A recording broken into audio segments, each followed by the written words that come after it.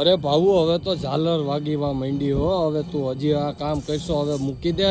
કાલ સવારે કરજે. થાકી નથી ગઈ તું? કાલ સવારે તો ભરી લેવાના છે. કેમ? તો કેટલા દી રાખવા પછી આને? આ ઘઉંમાં તું આ તપેલામાં ઠલેશો તો ઓલી કાથરોટમાં જાય છે. એ હજી ફાઇનલી ઓલા ઉડાડવાના બાકી છે. એવું છે?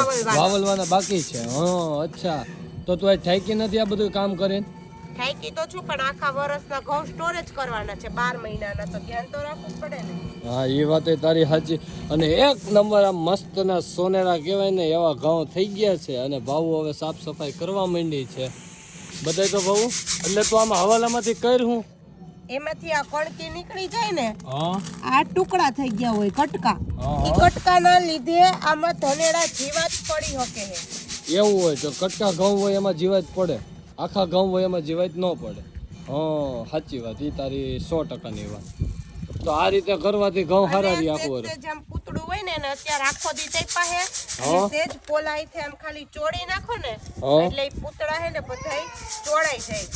એવું હોય એટલે ઘઉં ઓછા બગડે. હા એ વાત તારી સાચી. તમારે જે મશીન આંકવા પડે ને મશીન નો આંકવા પડે. અત્યારે તો પણ ઓલા મશીન ઘંટીઓ આવી ગઈ ને ઘરે ઘરે કે તમારે કહેવાય નાની એવી ઘંટી, પણ એમાંથી છે ને ટુકડા આવા કટકા થાય છે ઘઉંના, એટલે ઘઉં વધારે બગડે. નાની વધારે ઠીક એવું છે.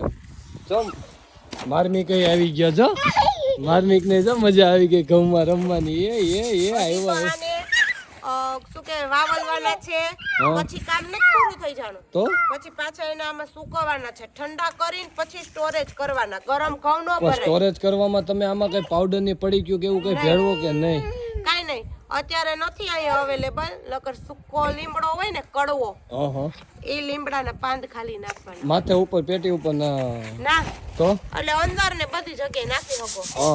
માર્મિક જો ઘઉં જો આને બધાને તમે આને હવે વાવલી પછી આખી રાત ઠાર ભર્યા રહેવા દેના. સવારમાં કુણે તડકે 6:30 7 8 વાગે કુણો તડકો હોય ને, ઠંડા હોય ને ઠંડા, ત્યારે ભરી લેવાના આને. પછી 2 વર્ષ સુધી આમાં તમારે ખોલવા પણ ન રહે. દાદા જોવા આવે જો, દાદા આવે આવડા શું કરે છે ધાબે આવડા. આંટી દાદા કે ભાવલી, એમ નહીં કે ભાવલી, એમ ન કે દાદા. તો દાદા અમારે આવી ગયા વાહરવા ટાટો પવન ખાવા, અને ભેગી નાની છોકરીને પણ લાવ્યા છે. અને આ જો મોઢામાં ઘઉં નાખીને પછી હે ને બહાર થૂકી નાખે છે.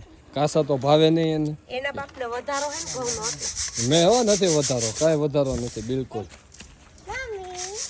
જો માર્મિકની બેન પણ આવી ગઈ છે. ઘઉંમાંથી પેલા હે ને કઈ રોટલી નહીં કરાય. તો ઘઉંમાંથી પહેલી વખત કાઢીને ઘઉં દળીને એટલે ભાખરીનો જાડો કરકરો લોટ દળવાનો અને ગણપતિ બાપાને લાડવા પ્રસાદી, અને માતાજીની લાપસી કરવાની. ઈ કઈ ન હોય, ગણપતિ બાપાના હોય લાડવા. હો એવું હોય.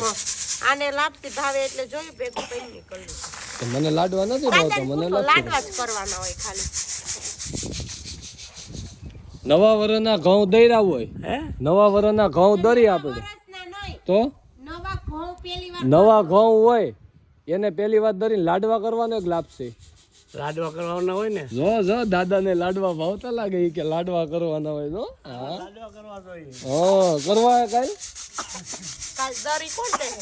એ તો દરાય શું કે કાંઈ ઘર ઘંટી છે ત્યાં. હે સારું, ચાલો મિત્રો, ટાટા.